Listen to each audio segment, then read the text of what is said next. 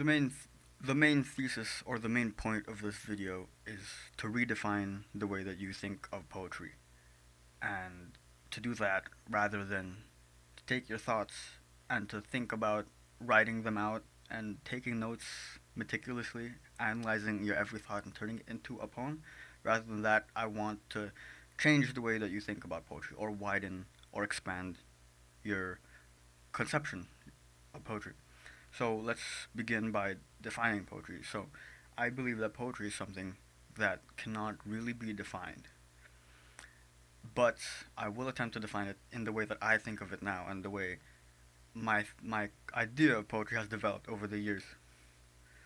So naturally, when you think of poetry, you think of words on a page or a text in line breaks.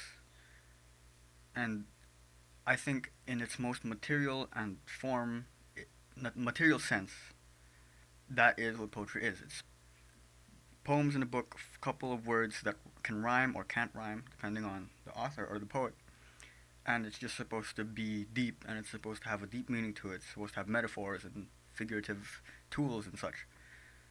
So that could be your initial definition of poetry. I believe that is the the top of the iceberg definition of poetry. But if one were to dig deeper into what poetry is and what poetry can actually be, I believe that poetry, just like any form of art, is something higher than any human being can comprehend. So in this video, I'm talking about poetry, but in truth, you can apply this concept that I will introduce to any kind of art form. You can apply it to drawing, to music, to whatever. In this video, I'm just using poetry because it's an easy example for me to talk about.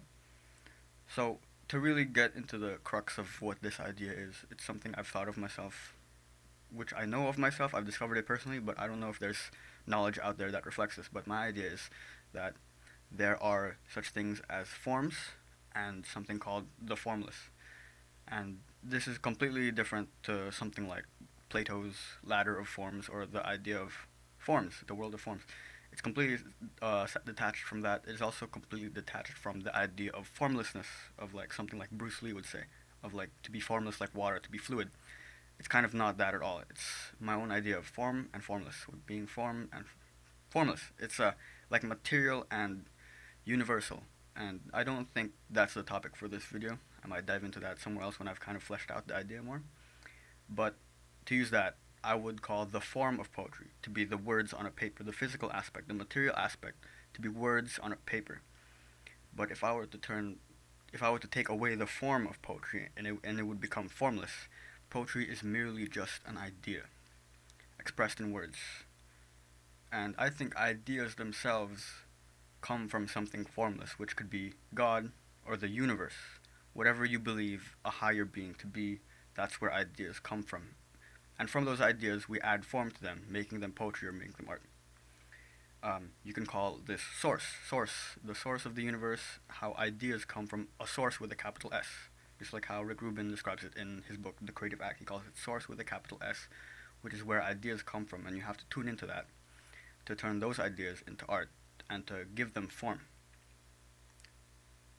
So, with that idea, I propose that you can turn your every thought into poetry when you subscribe to the belief that thoughts are poetry. Your thoughts are poetry, and anything is poetry. To explain how I think this works, I'm going to give an example from my own experience of the time when I felt the most poetic, or the time I felt the most creative, or basically when I was writing the most poetry. And in that period of my life, when I was in high school, I would think deeply about so many different things. And the difference was that I was thinking deeply about different things rather than putting my mind into poetry and thinking, I need to write a poem today. I need to write a poem about this certain topic. Rather than that, I wasn't actually looking for the poetry inside of me. I was searching for the poetry from the world around me, from what we could call the formless. So if you could imagine there being some universal um, source, which I like to call the formless right in this video, that formlessness or the universe kind of gives you hints, and it doesn't talk to you directly. It kind of shows you signs in daily life. And these kind of show up as little fragmented ideas. It could be a word that you overhear from someone else's conversation, a line in a movie, a melody in a song. These little things kind of poke out at you, and they capture your attention. And as an artist, it is your duty to kind of notice that and to take it how you feel it and how you think it could be. You take something that might not initially be art, and you turn it into art, and that's what I'm talking about. And you can think of these as little seeds, as in the universe gives you ideas that are fragmented and show up to you as little seeds that you have to nurture and grow into its fullest potential. And that's an idea I got from The Creative Act by Rick Rubin. It's a great book. And the idea of an artist as someone who nurtures ideas that might not even be completely theirs. So this way of thinking kind of enforces that the idea that we aren't the ones making the art. We're only adding form to the art. If a painter sees a gorgeous view of like a mountain or something like that, they didn't make the mountain. They only expressed they expressed the form of the mountain through a canvas. And I don't know if you're following me, but that's what I think can be done with your own thoughts. Say I go sit outside in my balcony and I see birds flying. That's a poem right there. You can just write about the birds flying. That's just a real example I've done. This video is really raw, as in I didn't prepare a script, but I have the basic idea just because I really want to express it. And I think if I format it too much, it's gonna dull down the idea. So you're gonna have to bear with me being kind of all over the place. So I'm sorry. But back to my experience when I was experiencing being the most poetic I've felt. It's not that I was writing more poems, it's that my artist's eye was so aware of my surroundings that every idea just turned into a poem. And now, if you're asking how can you do this, I think all it is raising your awareness and raising your senses to things that you would disregard. I think that the universe, or whatever you believe to be the higher being, is constantly giving you ideas. It's constantly giving you signals and hints and frequencies to tune into that can be the source of your greatest masterpiece or your greatest art piece. And they don't have to be obvious, they don't have to be super hidden. You don't have to search for these hints. You just have to be aware to them. You need to have your ears tuned to that frequency. So I think this also aligns with what it's like to be an artist. And I think being an artist or being someone creative with the ability to turn formless things into form is having a heightened awareness, as I said, and being so vulnerable almost to sensations and emotions, being sensitive. And I think as an artist, you need to let yourself feel emotions, get so close with them, almost get in contact with what you're feeling in the rawest form. And that is where ideas can come from. So I say that you can turn every thought into poetry.